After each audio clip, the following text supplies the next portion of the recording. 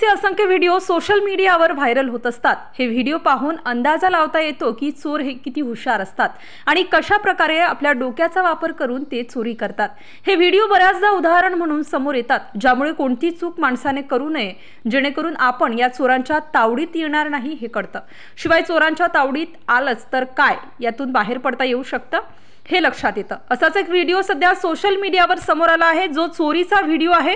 नुकतेच state bank of India मधून सोने काढून घरी परतत असताना एका जोडप्यासोबत धक्कादायक प्रकार घडला। पुणे सोलापूर येथील एका वडापाव स्टॉलवर थांबून हे जोडपं काही खरेदी करत असताना त्यांच्यासोबत धक्कादायक प्रकार घडला। एका पांढऱ्या शर्टातील व्यक्तीने त्यांची बॅग चोरली। महिलेनं चोराला पाहून आरडाओरडा केला, मात्र तोपर्यंत चोर पळून गेला होता।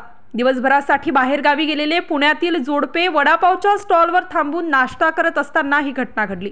त्यांचे लक्ष विचलित होताच एक व्यक्ती त्यांच्या स्कूटर जवळ आला आणि संधी साधून स्कूटरवर ठेवलेली बॅग चोरून नेली। या बॅगेत अंदाजे 4.9 लाख रुपयांचे सोन्याचे दागिने होते। चोरीची संपूर्ण घटना तिथे बसवण्यात आलेल्या सीसीटीव्ही कॅमेऱ्यात कैद झाली असून ती सध्या सोशल मीडियावर व्हायरल होत आहे।